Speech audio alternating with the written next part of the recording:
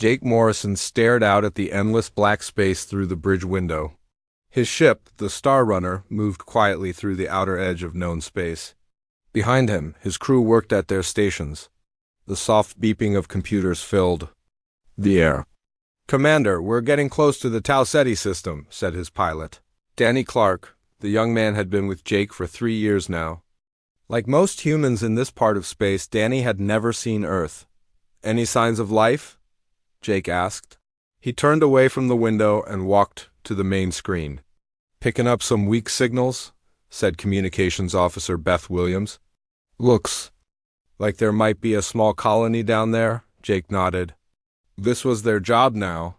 For the past 2 years, he had been leading missions to find scattered human settlements. Most were small. Some were barely surviving.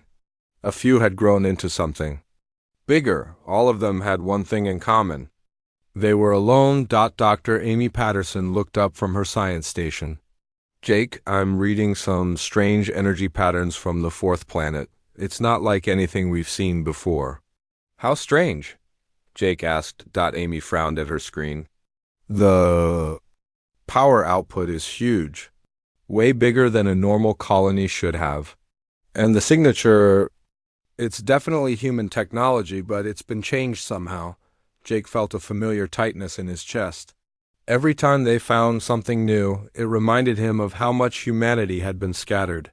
50 years ago, humans had been part of something bigger. They had been members of the Galactic Federation. Now they were refugees, hiding in the dark corners of space. "Take us down for a closer look," Jake ordered as the Star Runner moved toward the planet. Jake remembered the stories his grandfather had told him.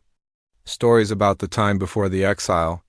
When humans first met aliens, it had seemed like a miracle. The Galactic Federation welcomed Earth into a community of dozens of intelligent species. Humans learned about new technologies, new worlds, new ways of living, but the honeymoon didn't last long. The aliens had rules. Many rules. They said violence was not allowed. They said all weapons must be destroyed. They said humans were too aggressive, too unpredictable. The Federation offered a choice: give up all weapons and submit to alien control, or leave. Humanity chose to leave. Jake was just a boy when the great ships launched from Earth. Millions of humans spread out across the galaxy looking for new homes. The aliens made sure they couldn't come back. Any human ship that tried to return to Federation space was turned away. Sometimes they were destroyed. "We're in orbit now," Danny reported. "I can see structures on the surface, big ones." On the main screen, Jake could see a planet covered in green and blue. Cities dotted the surface, but these weren't normal cities. They were built in patterns Jake had never seen before. Long, curved buildings stretched for miles. Massive towers reached up into the atmosphere. "How many people live down there?" Jake asked. Amy checked her readings. "At least 2 million. Maybe more," Jake whistled softly. Most human colonies they found had a few thousand people at most. 2 million was almost unheard of. "Commander," Beth said, "I'm getting a transmission from the surface. Put it through." A woman's voice came through the speakers. She sounded confident, even proud. "This is Colony Leader Maria Santos of New Brasilia. Welcome to our system, Star Runner. We've been expecting you." Jake raised his eyebrows. "Expecting us?" "We've been tracking your ship since you entered our space. Your mission to document human settlements is well known out here. We'd be honored to show you what we've built." An hour later, Jake and his team stood in the main square of New Brasilia. The city was unlike anything Jake had ever seen. The buildings seemed to grow out of the ground like plants. Gardens and parks were everywhere. The air was clean and fresh. Maria Santos was a tall woman with gray hair and kind eyes. She had been born on Earth but came to this world as a child during the exile.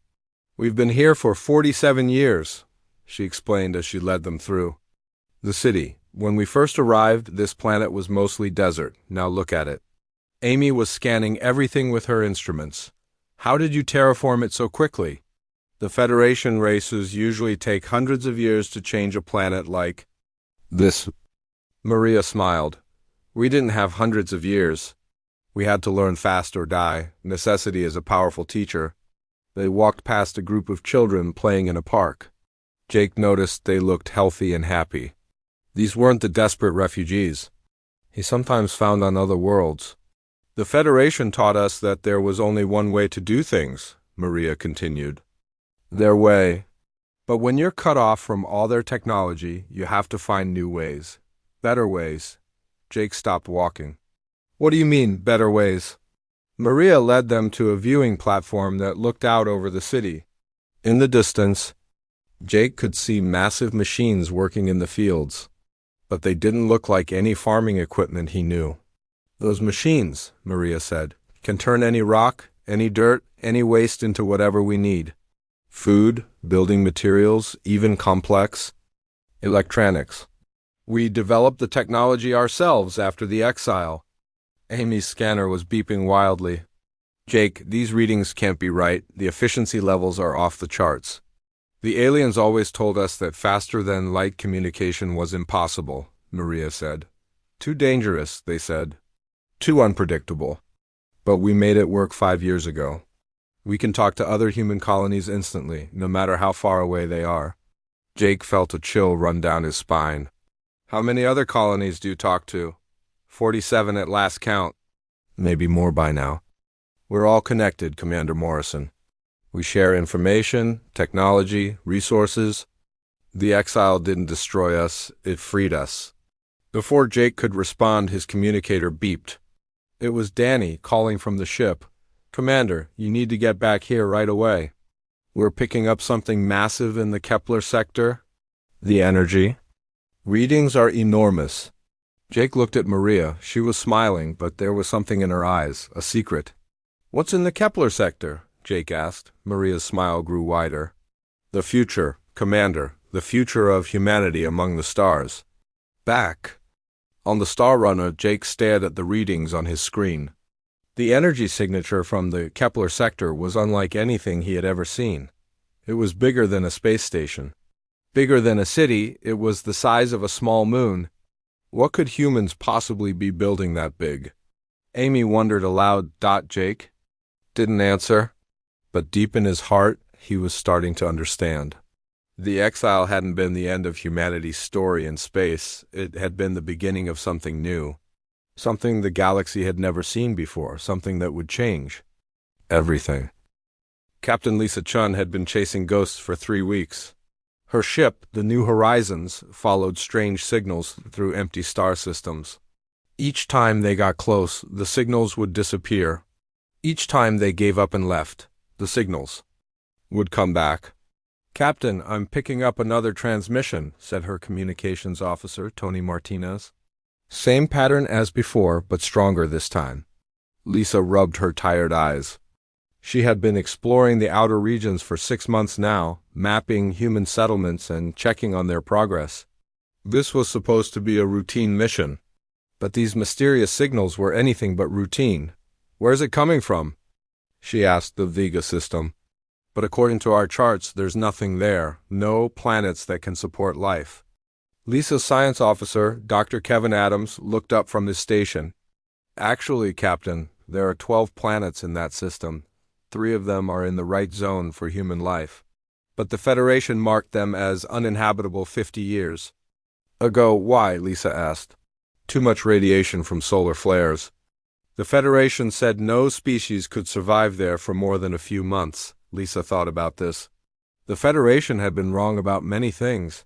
Maybe they were wrong about this too.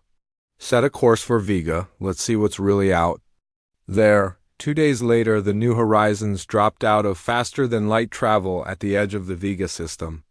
Lisa expected to see empty space and dead planets. Instead, her crew found something impossible. Captain, Tony said, his voice full of shock, I'm reading massive energy signatures throughout the system. Ships, stations, even... Are those space elevators? On the main screen, Lisa could see 3 planets connected by enormous cables that reached into space. Ships moved between the planets like cars on a highway. Around each planet, huge stations spun slowly in orbit. How many people? Lisa whispered. Kevin checked his readings twice before answering. At least 50 million, Captain. Maybe more. Before Lisa could respond, her ship's communication system came alive. A clear human voice spoke to them. New Horizons, this is Vega Control. Welcome to the Vega Network. Please follow the guided beacon to Station 7 for processing. Lisa looked at her crew. They all had the same confused expression. Processing? Unknown ship, please identify yourself and state your purpose in Vega space. Lisa activated her transmitter. This is Captain Lisa Chun of the exploration vessel New Horizons. We're documenting human settlements for the Colonial Council. There was a long pause. Then the voice came back, warmer this time. Captain Chane, we've been expecting you. Director Kate Sullivan would like to meet with you personally. Please dock at Station 7, Bay 12. An hour later, Lisa walked through the corridors of Station 7. The place was huge.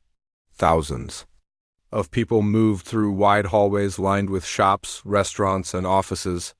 Children played in open areas while their parents worked. It looked more like a city than a space station. Lisa's escort was a young engineer named Ryan Walsh. He had bright eyes and seemed excited to show off their home. How long has all this been here? Lisa asked as they walked. Vega was one of the first network nodes, Ryan explained. We started building here about 40 years ago. Back then it was just a few small stations. Now look at it. They passed a window that looked out into space. Lisa could see ships arriving and leaving constantly. Some were small, like her own vessel. Others were enormous, larger than anything she had ever seen. Those big ships? She said. What are they carrying? Ryan smiled. Everything. Raw materials, finished products, people, information. The Vega system is a major hub for the entire network. What network? Ryan stopped walking and looked at her with surprise. You don't know? I thought the Colonial Council would have told you. Told me what? About the network. The connections between all human settlements. We've been building it for decades. Before Lisa could ask more questions, they arrived at Director Sullivan's office. Kate Sullivan was a middle-aged woman with short black hair and intelligent eyes. Her office overlooked the main docking bay where Lisa could see dozens of ships coming and going. Captain Chun, Kate said, standing up to shake hands. Thank you for coming. Please, sit down. We have much to discuss. Lisa sat down, her mind racing with questions. Director Sullivan, I need to understand what I'm seeing here. According to our records, this system was supposed to be uninhabitable. Kate laughed. That's what the Federation wanted everyone to believe. The radiation problem was real, but not unsolvable. We developed shielding technology that not only protects us, but actually converts the radiation into useful energy. But how did you coordinate all this? How did you build something this big without anyone knowing? Kate walked to a large display on the wall.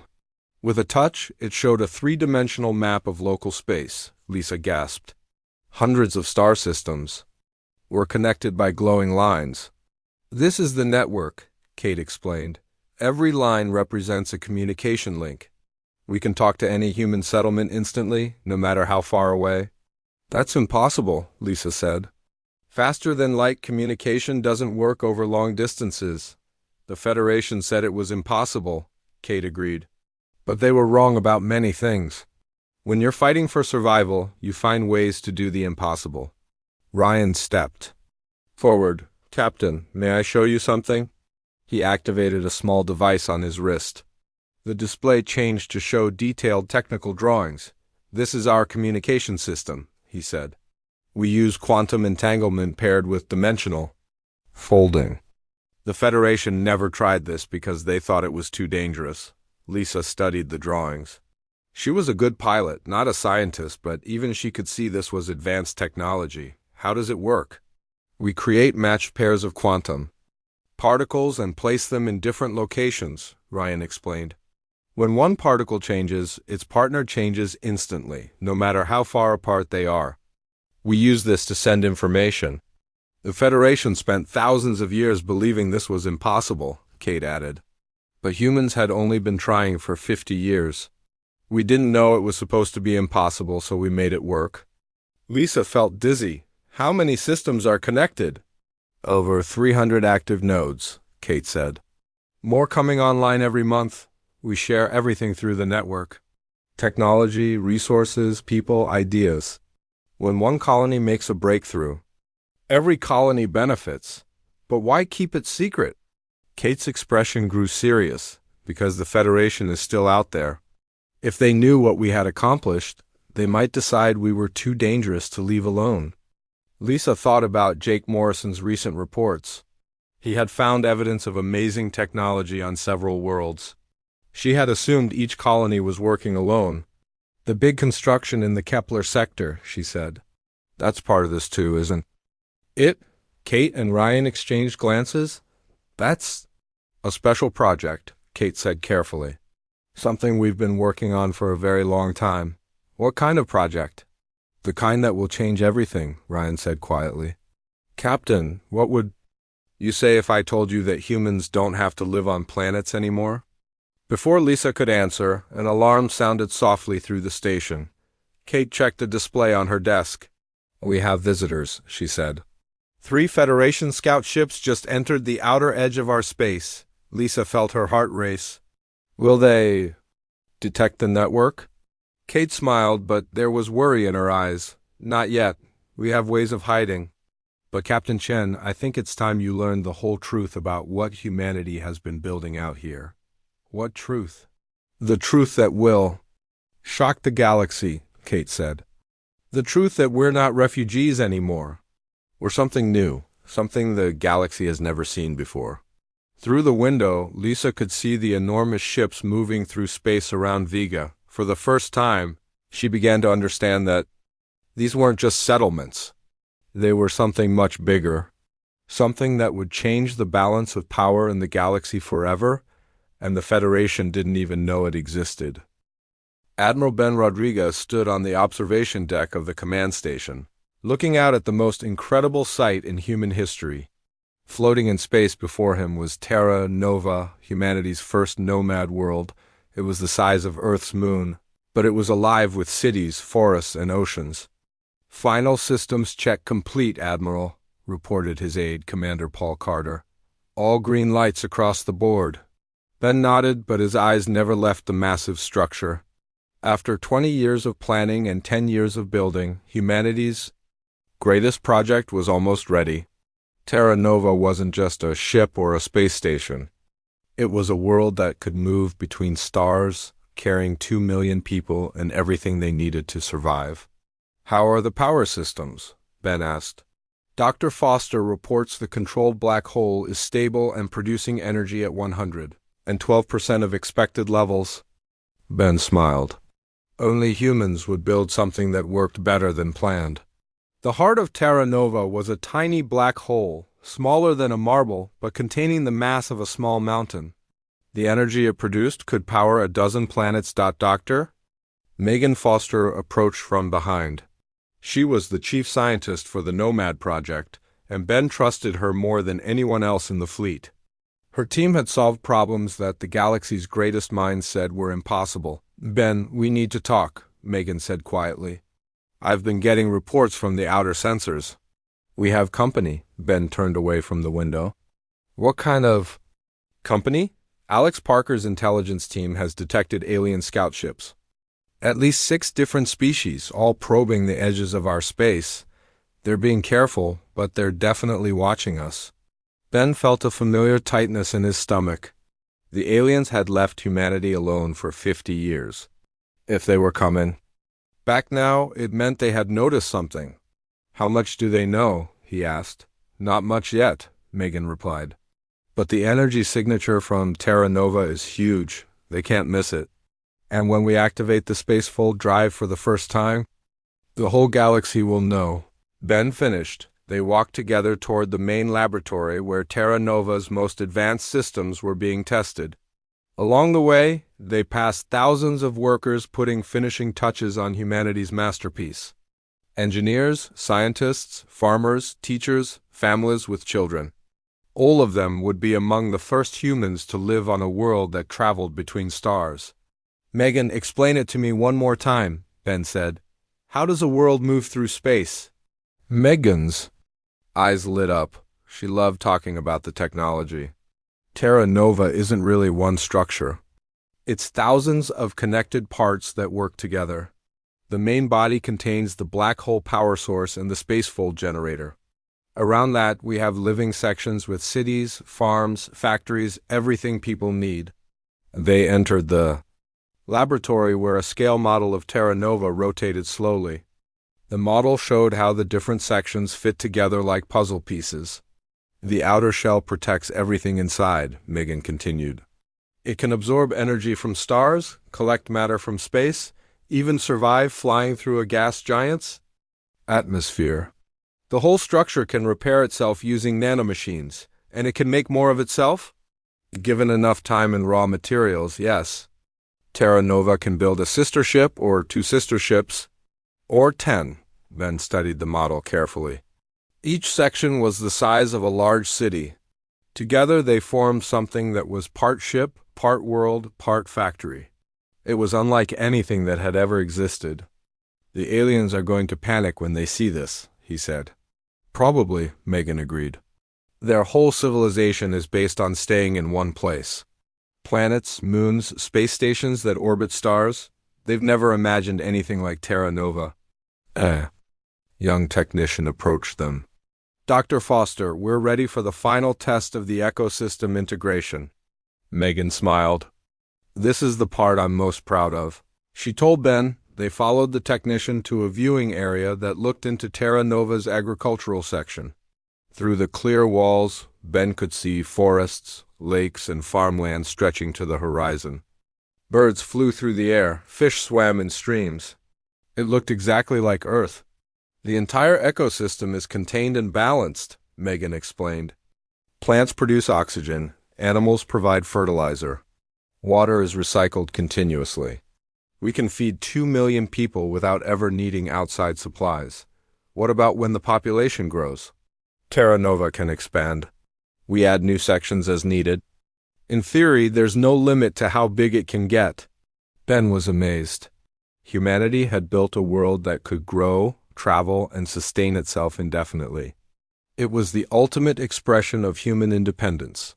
Their conversation was interrupted by an urgent message from Alex Parker, the intelligence officer.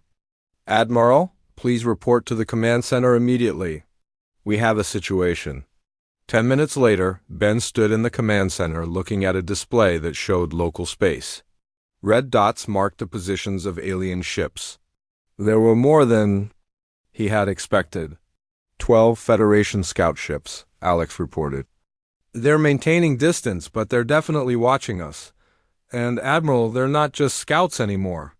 I'm detecting heavy cruisers moving into position at the edge of our territory. Ben felt his heart rate increase. Are they planning an attack? I don't think so, Alex said. At least not yet. But they're scared. The energy readings from Terra Nova are unlike anything in their databases. They don't know what we're building. How long until Terra Nova is ready to launch?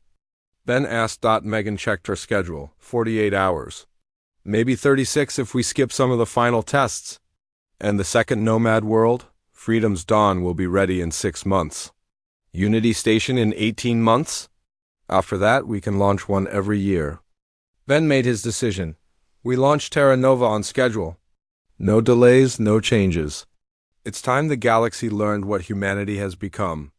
Over the next 2 days, Ben watched as the final preparations were completed. Families moved their belongings. Aboard Terra Nova, ships delivered the last supplies. Systems were tested and retested. Dr. Megan Foster stood beside him on the final day. Ben, are you sure about this? Once we activate the spacefold drive, there's no hiding anymore. Humanity spent 50 years in hiding, Ben replied. We've built something incredible. It's time to show the galaxy what we can do. The aliens won't understand, Alex Parker warned, joining them on the observation deck. To them, we'll look like a threat. A world that can move anywhere, build anything, support itself indefinitely. They'll think we're planning to conquer them. Then we'll have to show them we're not, Ben said. But we'll do it from a position of strength. At exactly noon, Terra Nova's massive engines came to life. The spacefold drive created a bubble around the enormous structure. Reality bent and twisted. For a moment, Terra Nova seemed to exist in several places at once. Then it was gone. In the silence that followed, Ben knew that everything had changed. Humanity had just announced to the galaxy that they were no longer refugees. They were builders of mobile worlds, masters of technologies the Federation had never imagined. How long before they respond? Ben asked. Alex checked his instruments. Federation ships are already moving. Some are retreating, others are coming closer. I think we're about to have some very interesting conversations. Ben smiled. After 50 years of exile, humanity was ready to talk to the galaxy again. But this time, they would talk as equals. Commander Thektar of the Galactic Federation adjusted his vision sensors as his patrol fleet dropped out of faster-than-light travel. The insectoid alien had been hunting human refugees for 3 months. His orders were simple: find any human ships and escort them away from Federation space. Commander, reported his tactical officer, a tall gray being called Vexrain, we have a contact. Large energy signature, definitely human technology. Thektar clicked his mandibles in satisfaction. Finally, how many ships? Just one, sir, but the energy reading is strange. Much larger than a normal human vessel. Probably a colony ship. Thektar decided, full of desperate refugees trying to sneak back into Federation space. Standard procedure: disable their engines and send them back where they came from. The alien patrol fleet consisted of 12 ships, each one a powerful military vessel. They had weapons that could destroy planets and shields that could stop most attacks. In 50 years of dealing with human refugees, no human ship had ever been able to resist them. Bring us closer, Thektar ordered. Let's see what these humans are running from now. As they approached, the alien crew began to see their target more clearly. What they found made no sense. Commander, Vexrain said slowly, that's not a ship, I don't know what it is. On the main screen, Freedom's Dawn appeared in all its massive glory. The nomad world was smaller than Terra Nova, but still larger than most moons. Cities and forests covered its surface. Ships moved around it like tiny insects. Impossible, Thektar muttered. Humans don't have technology like that. From Freedom's Dawn, a small ship detached itself and moved toward the alien fleet. It was sleek and elegant, unlike the rough human ships Thektar remembered from 50 years ago. This is Captain Tyler. Brooks of the human diplomatic vessel Harmony, came a calm voice over the communication system. We welcome you to this region of space. How can we help you? Thektar was confused. Human refugees usually begged for mercy or tried to run. This human sounded confident, even friendly.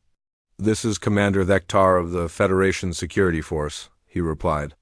You are in violation of the Exile Treaty. All humans must leave Federation space immediately. I'm afraid there's been a misunderstanding, Tyler said politely. We're not in Federation space. This is neutral territory. But we're happy to discuss any concerns you might have. All space belongs to the Federation, Thektar snapped. And that ... you're traveling on is an illegal construction? Surrender immediately or we will disable your vessel. There was a pause. Then Tyler's voice came back, still calm but with a hint of steel. Commander, I think you should know that things have changed since the exile. We're not the same humans. You remember. Before Thektar could respond, another human voice joined the conversation. Captain Brooks, this is Dr. Lavra Kim aboard Freedom's Dawn.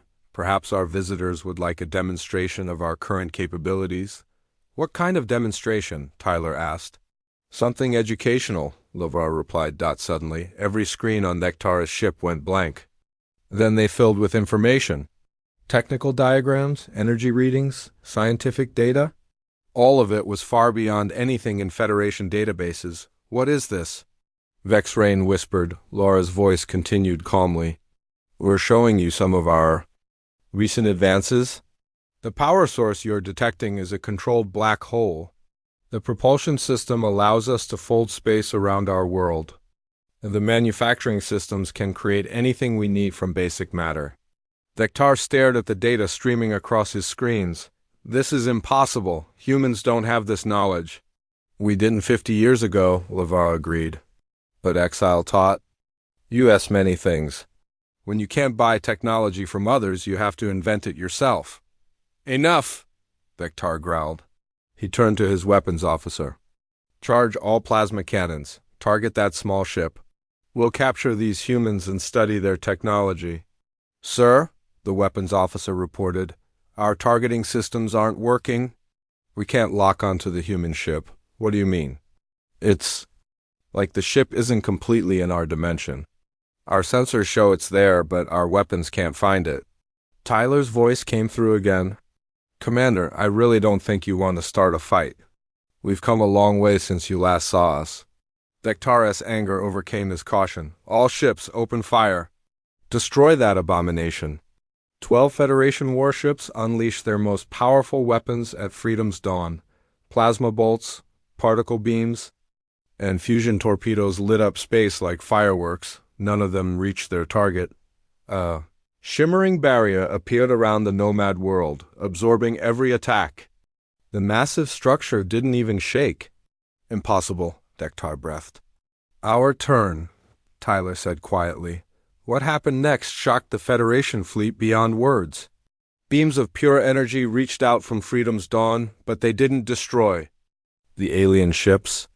Instead, they passed through the hull like light through glass. Every Federation vessel suddenly found its weapons offline, its engines dead, its shields collapsed. How? Vexrain Stammred. Dr. Lavrakin's voice was patient, like a teacher explaining something to children. We learned how to make energy that phases through matter. Your ships aren't damaged. Your crews are safe, but your military systems are completely disabled. Vectar tried to restart his engines. Nothing worked. His ship was helpless, floating in space like a piece of debris. This is impossible, he repeated. Humans can't do this. Commander, Tyler said gently, I think it's time you updated your files on humanity. We're not refugees anymore. We're not hiding anymore. And we're certainly not the same species you exiled 50 years ago. A new ship appeared beside the Harmony. This one was even more advanced, shaped like a piece of flowing water frozen in time. This is Captain Nancy Price of the Deep Space Vessel. Explorer, a woman's voice announced. Dr. Kim, shall I show them the dimensional drive? That might be too much for them right now, Lover replied with what sounded like amusement. Vectar watched in horror as more human ships appeared around. His fleet. They moved without visible engines, their hulls shifting and changing shape as he watched. Some seemed to exist in multiple places at once. What do you want from us? Vectar asked, his voice barely a whisper. Nothing, Tyler said simply. We're not here to conquer or threaten anyone. We're here to offer friendship. The galaxy is big enough for all of us. But your technology, Vexrain said, it's beyond anything we have. Beyond anything we thought? Possible. That's what happens when you stop depending on others and start thinking for yourself, Dr. Kim explained. The Federation spent thousands of years believing certain things were impossible. We spent 50 years proving them wrong. Tyler's ship moved closer to Vectar's disabled vessel. Through the viewports, the alien commander could see the human captain. Tyler looked calm and confident, but not threatening. Commander, we're going to restore your ship's systems, Tyler said. You can return to Federation space and report what you've seen. Tell them that humanity is ready to talk. But this time, we talk as equals, and if the Federation doesn't want to talk? Vectar asked. Tyler was quiet for a moment. Then we'll continue building our civilization among the stars, with or without the Federation's approval. One by one, the Federation ships came back to life, engines powered up.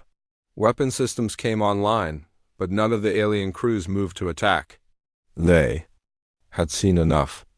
Commander, Tyler said as the alien fleet prepared to leave, one more thing we know about the other species watching us. The ones who are afraid to make contact. Tell them what you've seen. Tell them we remember what it's like to be exiled. And alone. If they need help, if they need hope, they can find us among the stars. As Vectar's fleet jumped to faster-than-light travel, he looked back at freedom's dawn one last time. The massive nomad world continued on its journey, carrying millions of humans toward destinations unknown. For the first time in 50 years, Vectar wondered if Federation had made a terrible mistake when they exiled humanity. Now it was too late to undo it. The humans had become something new, something powerful, something the galaxy had never seen before, and they were no longer asking for permission to exist. News traveled fast through the galaxy. Within 3 days of Commander Vectar's encounter with Freedom's Dawn, every species in the Federation knew about humanity's transformation. The reports seemed impossible. Mobile worlds the size of moons. Technology that could disable entire fleets without harming a single person.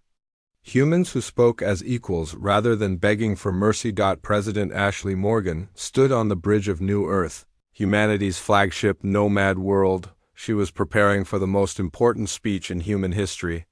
In 1 hour, she would address the Galactic Council for the first time in 50 years. "Are you ready, Madam President?" asked her Chief of Staff, Robert Kim. He looked nervous, but Ashley felt calm. Humanity had worked toward this moment for decades. "As ready as anyone can be," Ashley replied. Through the massive windows of New Earth's command center, she could see dozens of Federation ships waiting in space. Some were there to protect the Council. Others were there to study human technology. All of them were keeping a respectful distance. "The Council chamber is prepared," reported Communications Director Helen Price. "Representatives from all 47 Federation species are present. They're waiting for your signal." Ashley nodded. "Open the channel." The main screen activated, showing the great chamber where the Galactic Council met. Hundreds of alien beings filled the curved seats, representing every intelligent species in known space. Some looked curious, others seemed afraid. All of them were staring at the camera that showed Ashley standing calmly on her mobile world. "Members of the Galactic Council," Ashley began.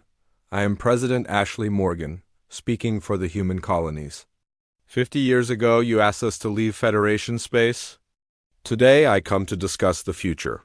A tall, crystal-like being spoke first. This was High Speaker Zolthek of the Vorthik Empire. "Human President, we have seen reports of your ... activities, mobile worlds, advanced weapons, technology beyond our understanding. The Council demands an explanation." Ashley smiled. "High Speaker, there's no mystery. When you exiled us, you forced us to survive on our own. We couldn't buy technology from Federation markets. We couldn't rely on alien support. We had to create everything ourselves. And this gave you power beyond ours?" asked another representative, a floating, jellyfish-like creature from the Ethon Collective. "It gave us something more valuable than power," Ashley replied. "It gave us independence. We learned that most of the things you said were impossible were actually just difficult. When your survival depends on solving impossible problems, you find ways to solve them." High Speaker Zolthek leaned forward. "What do you want from us?" "Human partnership," Ashley said simply. "Not as a junior member begging for acceptance, not as refugees grateful for scraps. As equals, working together to build something better." Before the aliens could respond, Ashley gestured to someone off-screen. "I'd like you to meet some friends of ours." The view shifted to show Captain Nicole Anderson standing beside 3 alien beings. But these aliens looked different from the Council members. They were healthier, more confident, more alive. "These are representatives from the Zephyrian colony of New Hope," Nicole explained. 6 months ago, their homeworld was dying. Their atmosphere was poisoned, their oceans were acidic, their people were facing extinction. One of the Zephyrians stepped forward. His name was Veltar, and he spoke with a voice full of gratitude. "The humans offered to help us. Not for payment. Not for political advantage, because it was right." "How?" demanded High Speaker Zolthek. "We gave them space on Unity Station," Nicole continued. "One of our nomad worlds designed specifically for multiple species. We shared our terraforming technology, our manufacturing systems, our knowledge of sustainable ecosystems. Veltar smiled, an expression his species rarely showed. In 6 months, we accomplished what Federation science said would take centuries. Our people are no longer dying. Our children have a future. The council chamber erupted in shocked voices. Species throughout the Federation had been struggling with similar problems for decades. Some for centuries. Ashley raised her hand for silence. This is what we offer. Not conquest. Not domination, cooperation. We have learned how to build worlds that can travel anywhere, support anyone, and create anything needed for life. And what do you want in return? Asked the Ethon representative. Nothing, Ashley said. We want to work together because that's what intelligent beings should do. Help each other, learn from each other. Build something greater than any of us could create alone. High Speaker Zolthek was quiet for a long moment. Then he asked the question. Everyone was thinking. What about the exile? What about the treaty that banished humans from Federation space? Ashley's expression grew serious. That treaty was created by fear. Fear of human aggression, human unpredictability, human independence. But we're not here to conquer anyone. We're here to offer hope. She paused, letting her words sink in. The exile is over, not because we're asking for forgiveness, because we've proven that diversity makes us stronger, not weaker. Independence makes us valuable partners, not dangerous enemies. Over the following weeks, everything changed. Species that had never spoken to humans before sent delegations to the nomad worlds. The dying Cathari race begged for help saving their frozen homeworld. The overpopulated Grix colonies asked about mobile habitat technology. Even proud species like the Vortha quietly inquired about sharing human innovations. Admiral Chris Parker, now commanding the Joint Exploration Fleet, watched as Unity Station prepared for departure. The massive nomad world carried representatives from 15 different species, all working together on shared projects. It's incredible, said Dr. Sarah Webb, Unity Station's science director. 6 months ago, most of these species had never cooperated on anything. Now they're designing new worlds together. Chris nodded. Through the observation deck windows, he could see something that would have been impossible a year ago. Zephyrian engineers worked alongside human technicians. Vorthic scientists shared data with Ethon researchers. Children from a dozen different species played together in the station's parks. The Federation Council voted yesterday, Chris reported. They're officially restructuring the entire government based on our mobile civilization model. What does that mean? Sarah asked. No more fixed territories. No more permanent homeworlds that tie species to one location. Every member species can build their own nomad worlds if they want. Freedom to explore, to grow, to change, Sarah smiled. And humanity? We're no longer exiles, we're founding members of the new Federation, equal partners in building the galaxy's future. From Unity Station's launch bay, Chris could see dozens of ships preparing to depart. Some carried human colonists to new worlds. Others brought alien visitors to see what humanity had built. All of them represented something that had never existed before, a galaxy united not by conquest or fear, but by shared hope and mutual cooperation. Where will Unity Station go first? Sarah asked. Chris checked the star charts. The Andromeda approach. There are rumors of intelligent life in that region. If they exist, we want to meet them properly this time. As friends, not conquerors. As Unity Station's massive engines came to life, Chris thought about the journey that had brought them here. 50 years ago, humanity had been exiled for being too dangerous to trust. Today, they were leading a coalition of species toward the unknown regions of space. The galaxy had wanted to contain humanity. Instead, they had unleashed something far greater. Not human dominance, but human partnership. Not human conquest, but human cooperation. And among the stars, dozens of nomad worlds carried mixed crews toward destinations that would reshape the galaxy forever.